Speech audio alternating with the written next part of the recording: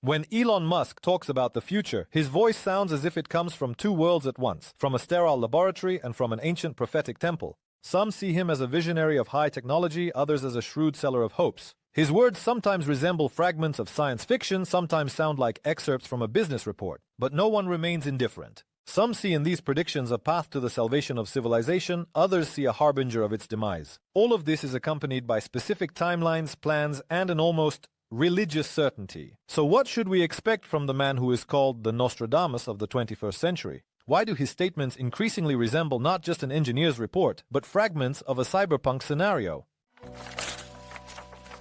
The Mars colonization project is the central chapter in Musk's Bible of the future. As early as 2017, he claimed that in 4 years, SpaceX would begin building ships for flights to Mars, and by 2023, regular flights would commence. Musk painted an almost idyllic picture: Starship vessels, each accommodating about 100 passengers, shuttling between planets, transporting construction materials, food, equipment, and even pizzerias. The further goal is 1 million people and a real city on the red planet. Does it sound like science fiction? Certainly, especially considering that in 2025, no one actually went to Mars. Starship vessels are still undergoing tests, and dreams of interplanetary emigration remain a matter of the distant future.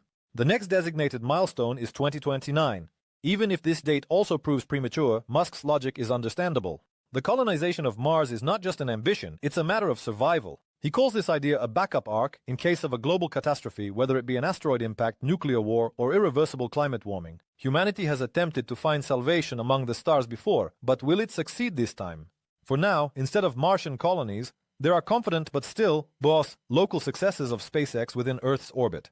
Another interesting paradox: Musk, a critic of Earth's bureaucratic structures, proposes to introduce direct democracy on Mars. No parties, no parliaments, only electronic referendums. He is convinced it's easier to build a new than to patch up the old. Thus, the idea of a planet is born not as a place, but as a platform for political and social experiments. Perhaps the first true democracy will appear not in Brussels or Geneva, but in the Martian valleys. Freedom is a good, says Elon Musk, but it loses its meaning if it is shackled by administrative knots. And here Musk transitions from philosophy to direct criticism. In his opinion, bureaucracy has become the main brake on progress. He provides an example that sounds almost like a scene from an absurdist play. SpaceX received a fine from the United States Environmental Service in the amount of $140. The reason? The splashing of clean water when cooling the launch pad. Musk explains it was about a rainy region on the ocean coast where water literally falls from the sky all the time, but formal rules require permission, and without paper consent, it's not allowed. SpaceX is not the only company dreaming of interplanetary flights. On the starting line are corporations like Blue Origin, ULA, and Chinese and Indian aerospace organizations. All of them are striving to build rockets capable of delivering cargo and people to the moon, Mars, and beyond. But so far, only Musk has a spacecraft that is already undergoing real tests. Ahead lies a competition with billions of dollars at stake, global prestige, and the right to be the first to set foot beyond Earth's orbit. This race is already being compared to the rivalry between the USSR and the United States in the 20th century. But now, it's not states on the stage, but private corporations. And Musk is the confident favorite. However, beyond Mars, he is constructing even bolder scenarios. Musk seriously talks about the possibility of contact with alien civilizations. Here, echoes of Carl Sagan's thoughts can be heard, but with one important caveat. Musk is not a philosopher, but an engineer, so his reflections are always accompanied by clear timelines. He claims that in 5 to 10 years, humanity will be able to travel at speeds 20 times the speed of sound. Today, all of this remains at the level of statements. None of these ideas have yet been confirmed either technically or empirically. But Musk's way of thinking remains unchanged. Going beyond Earth is not a right, but a duty. He reiterates, if humanity does not become an interplanetary species, it faces extinction. Another idea of Musk's, less known to the general public but no less radical. He talks about the future of electric aviation, vertical takeoff aircraft, the so-called eVTOL. This is not just a new mode of transport, but a fundamental change in the urban environment. With the disappearance of dependence on roads and traffic jams, the city will gain a new vertical, three-dimensional, multi-level structure. The main problem is energy consumption. Current batteries do not yet allow for the creation of a sufficiently light and powerful power source for such an aircraft. But Musk believes that this is a matter of a few years. He is confident that with the development of next-generation batteries, this milestone will be reached. If his predictions come true, the sky will become a transportation artery. People will move not on streets, but through the air.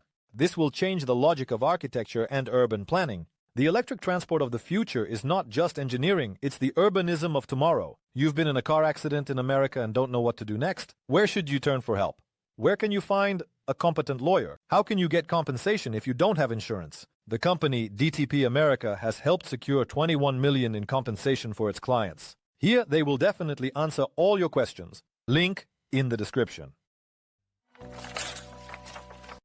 Musk has long claimed, a house should not be a consumer of energy, but a producer of it, especially in warm climates where the sun shines almost all year round. The roof of the house is a solar power station. Tesla panels and Powerwall batteries not only allow for energy generation, but also for storing it in case of outages. According to him, in 10 to 15 years, the overwhelming majority of homes will become autonomous. This is a revolution in everyday life, quiet, unobtrusive, but profound. In the future, a person will be able to live far from the city without giving up usual comforts. Energy independence will become the norm, not a privilege. Amidst Musk's high-profile technical projects, his ideas that could otherwise become a social manifesto often go unnoticed. One such point is the unconditional basic income. Musk speaks about this calmly yet persistently. Automation is progressing faster than society can adapt to it. Millions of people will simply have nothing to do and, consequently, nothing to live on. He believes that a new social contract is needed. Its essence is that the state or large companies provide a minimum income that allows a person to survive in the new economy. This is not humanism, but pragmatism. Musk is not suggesting to give everything to everyone. He says that the technological revolution requires social solutions, otherwise progress will turn into a threat to society. Musk has a unique stance here. He is one of the harshest critics of artificial intelligence. His predictions sound almost like a prophecy. The superintelligence we create might turn against its creator. The danger, according to him, lies not in malicious hackers, but in the logic of competition itself. Every state will want to be the first to gain superiority in the field of AI. And this means a race that could end in catastrophe, possibly even a new world war. Musk speaks about this with grim seriousness. He compares the development of AI to summoning a demon, a phrase eagerly quoted by journalists. In 2023, he signed an open letter demanding a halt to dangerous experiments in this field. But then another aspect of his thinking emerges. If AI cannot be stopped, it must be tamed, and if taming is not possible, then merge with it. Neuralink is one of Musk's most futuristic companies. Its goal is to create a bridge between the human brain and a machine. This is not just science fiction, but an attempt to technologically embed humans into digital reality. Musk believes that humanity will have no other choice. If artificial intelligence becomes smarter than humans, the only way to survive is to become part of it. According to his vision, the neural interface should allow controlling technology with the power of thought, receiving information directly into the brain, and eventually merging with AI into a single symbiosis. Initially, human trials of the chips were planned for 2020, but they only began in 2023. It's too early to talk about the results, but the logic of the project remains unchanged. If the brain cannot keep up with the pace of development, it needs to be enhanced, not through evolution, but through technology. While some fear that robots will take jobs away from people, Musk talks about another problem: there are fewer people. He calls the declining birth rate in developed countries one of the main threats to the future. And this is where robots come into play. The Tesla Optimus prototype already exists. It looks like a human and is designed to perform household and industrial tasks. Musk claims that in the future, there will be 10 times more robots than people. They will care for the elderly, work in factories, and clean homes. It sounds like salvation, but it also raises concerns. If robots replace labor, will the meaning of work disappear? Musk responds, no. Freedom from routine will give people the opportunity to engage in something greater. But history shows liberation without purpose often leads to crisis. While the colonization of Mars remains in the future, self-driving cars are much closer to reality. But here too, Musk demonstrates his trademark contradiction. He makes bold statements and just as easily postpones deadlines. In 2016, he assured that a Tesla car would be able to drive from Los Angeles to New York without a driver. In 2019, he claimed there would be 1 million robotaxis on the roads. But even by 2025, the full self-driving system still operates only under driver supervision. Every year, Musk says that a breakthrough is just around the corner. But for skeptics, the autopilot becomes akin to the flying car, an invention that is always promised in 2 years but never fully realized. Hyperloop is another symbol of this strategy. The concept of a capsule moving through a vacuum tube at approximately 600 miles per hour has inspired dozens of startups, but none have managed to bring the idea to full commercial realization. Musk himself once admitted, The idea of Hyperloop was partly a PR stunt to slow down the development of high-speed rail in California, which could have harmed Tesla's sales. When in 2017 Musk introduced the idea of Earth-to-Earth, it almost sounded like a mockery of airlines. He proposed to abandon the usual long-hour flights. Instead of 13 hours in the air between New York and Shanghai, just 39 minutes. According to the plan, a modified version of the Starship was supposed to enter a suborbital trajectory, cross the planet, and land on the other side. The speed 20 Mach, which is about 15,000 miles per hour. Musk assured such flights would be possible from any point on Earth, would take from 30 to 60 minutes, and would begin within 5 to 10 years. Today, in 2025, the project remains in the theoretical stage. SpaceX is focused on launching payloads into orbit and developing a version of the Starship for long-distance space missions. Only beautiful presentations remind us of passenger flights between continents. But even if the technology turns out to be too complex, expensive, or dangerous for everyday use, the very concept speaks to something fundamental. Musk does not think in terms of improvement. He does not propose to make the airplane faster. He proposes to change the physics of movement.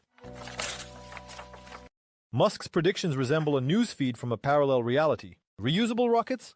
Already in action. SpaceX has changed the face of astronautics. Electric cars? Tesla has brought the auto industry into the 21st century. Prototypes of humanoid robots are already walking around laboratories, folding laundry and pouring coffee. But there is another side. Deadlines. Musk constantly sets deadlines, and with the same confidence postpones them. 1 million robotaxis by 2020 did not appear. People on Mars by 2024 did not take off. Hyperloop is not built. Artificial intelligence has not taken over the world. His predictions are always ambiguous. On one hand, bright targets, on the other, unfulfilled promises. And yet Musk continues to outpace others. He doesn't just dream, he builds infrastructure for those dreams. It is precisely this that creates the effect for which he is either idolized or hated. The feeling that dreams are not only possible but already in the process of coming true. An intriguing twist in this story is the echo of Elon Musk's predictions with the revelations of mystics from the past. Vanga, Nostradamus. Figures seemingly far removed from technocratic thinking. But, strangely enough, their names regularly surface in the context of futuristic themes. And it's not just about the pursuit of sensationalism. Sometimes it feels as if they anticipated the very narratives in which Musk now operates. The colonization of Mars is Musk's main goal. And Vanga, if we believe the popular interpretations of her prophecies, said that by 2183, a state capable of nuclear resistance and striving for independence from Earth would appear on Mars. This remarkably echoes Musk's dream, only spread out over several centuries. Even more interesting, according to the same legends, in 3005, a war will occur on Mars so destructive that even the orbits of the planets will change. This sounds like an episode from Star Wars. But if we take a futuristic perspective, the motive of conflict between planetary civilizations no longer seems so unbelievable. There is also a mysterious coincidence. Both Vanga and Nostradamus mention the same date, 3797, as the ultimate limit for humanity's existence in its usual form. Vanga said that by this time Earth will be deserted, but people will survive on other planets. Nostradamus did not explain the details, but his prophecies end with this date. Why exactly 3797? Why do two such different seers have the same number? Musk, of course, does not mention such distant dates, but the tone of his statements resonates with this sentiment. If we do not venture into space, we will cease to exist. This is not just engineering thinking, it's strategic metaphysics. As if the universe is not only a space for exploration, but also a path to preserving the human essence. Among Vanga's prophecies, there are those that are surprisingly technological. By the year 2100, she predicted the creation of an artificial sun capable of illuminating the dark side of the Earth.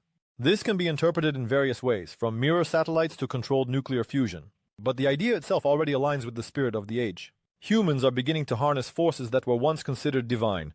Musk is also moving in this direction. Solar panels, batteries, energy autonomy. All of this is part of his architecture for the future. And Vanga said, by 2028, a new powerful energy source will appear, which will rid humanity of hunger. Moreover, she mentioned a manned flight to Venus also by 2028. Bold even for NASA. Musk is not planning missions to Venus yet, but his drive to seek alternatives to Earth is in the same vein. By the way, NASA is already working on nuclear propulsion projects, and this could bring the realization of interplanetary travel closer. In Vanga's predictions, images of intelligent machines also appear. According to her, in the future, robots will start acting against humans. In one of the most alarming fragments, she speaks of a time when people will begin to merge with technology and become cyborgs. Sound familiar? This is no longer a myth, but a reality. The Neuralink project is creating brain-implantable interfaces. Vanga claimed that in the 21st to 22nd centuries, humanity will discover new energy sources, create an artificial sun, and encounter extraterrestrial intelligence. These images are not only warnings, they are beacons, turning points after which the movement towards harmony begins. Nostradamus promised a 1,000-year golden age following a great darkness. Musk talks about a multiplanetary civilization, resilient to disasters, a utopia where intelligent machines serve humans and energy is not a problem but an inexhaustible resource. Considering that Tesla produces solar panels, SpaceX designs interplanetary ships, and Neuralink builds a bridge between the brain and machines, it becomes clear Musk is not just dreaming, he is building prophecies. When engineering futurism and mystical prophecies align in meaning, it makes you think. Perhaps it's not about the supernatural at all. Perhaps images like Mars, artificial suns, space stations, and intelligent machines are universal archetypes, codes of a collective dream that arise in the minds of poets, philosophers, scientists, and so-called prophets independently of each other, yet with frightening accuracy. Will Elon Musk's boldest predictions come true? No one knows this. But it is already clear, he is not just building technologies, he is aligning himself with those who have contemplated the limits of the possible, from ancient oracles to 20th century engineers who dreamed of the stars.